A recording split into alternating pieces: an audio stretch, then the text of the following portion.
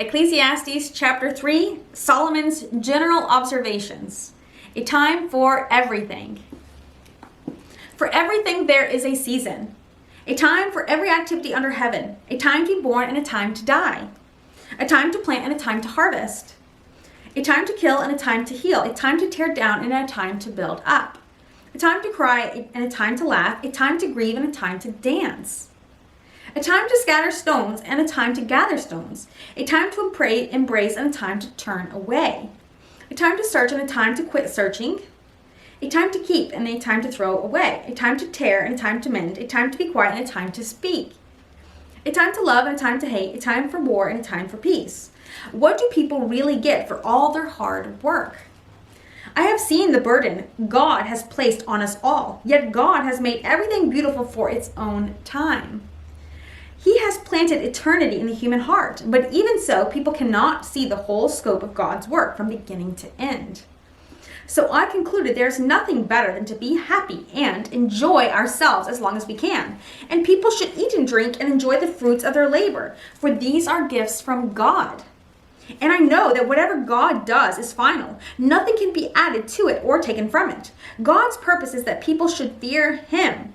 What is happening now has happened before, and what will happen in the future has happened before, because God makes the same things happen over and over again. I also noticed that under the sun there is evil in the courtroom. Yes, evil. Even the courts of law are corrupt. I said to myself, in due season, God will judge everyone, both good and bad, for all of their deeds. I also thought about the human condition, how God proves to people that they are like animals. For people and animals share the same fate. Both breathe and both must die. So people have no real advantage over the animals. How meaningless. Both go to the same place. They came from dust and they return to dust. For who can prove that the human spirit goes up and the spirit of animals goes down into the earth? So I saw that there is nothing better for people than to be happy in their work. That is our lot in life, and no one can bring us back to see what happens after we die. Chapter 4. Again, I observed all the oppression that takes place under the sun. I saw the tears of the oppressed, with no one to comfort them. The oppressors have great power, and their victims are helpless. So I concluded that the dead are better off than the living. But most fortunate of all are those who are not yet born, for they have not seen the evil that is done under the sun. Then I observed that most people are motivated to success because they envy their neighbors. But this too is meaningless, like chasing the wind. Fools fold their idle hands, leading them to ruin. My Bible, I can do that. And yet, better to have one handful with quietness than two handfuls with hard work and chasing the wind. I observed yet another example of something meaningless under the sun. And the topic of this is the advantages of companionship. This is the case of a man who is all alone without a child or a brother, yet who works hard to gain as much wealth as he can. But then he asks himself, who am I working for? Why am I giving up so much pleasure now? It is all so meaningless and depressing. Two people are better off than one, for they can help each other succeed. If one person falls, the other can reach out and help. But someone who falls alone is in real trouble. Likewise, two people lying close together can keep each other warm, but how can one be warm alone? A person standing alone can be attacked and defeated, but two can stand back to back and conquer.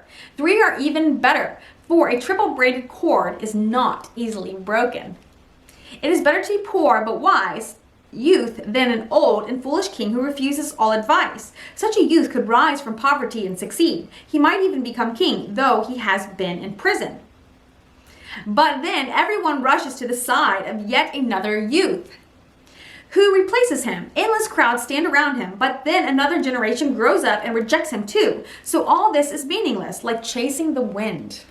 We're going to read chapter 5. Approach God with care. As you enter the house of God, keep your ears open and your mouth shut. It is evil to make mindless offerings to God. Don't make rash promises and don't be hasty in bringing matters before God. After all, God is in heaven and you are here on earth, so let your words be few. Too much activity gives you restless dreams. Too many words make you a fool. When you make a promise to God, don't delay in following through. For God takes no pleasure in fools. Keep all the promises you make to him. It is better to say nothing than to make a promise and not keep it. Don't let your mouth make you sin. And don't defend yourself by telling the temple messenger that the promise you made was a mistake. That would make God angry, and he might wipe out everything that you have achieved. Talk is cheap, like daydreams and other useless activities. Fear God instead. Don't be surprised if you see a poor person being oppressed by the powerful, and if justice is being miscarried through the land. For every official is under orders from higher up. And matters of justice get lost in red tape and bureaucracy. Even the king melts the land for his own profit. Those who love money will never have enough. How meaningless to think that wealth brings true happiness.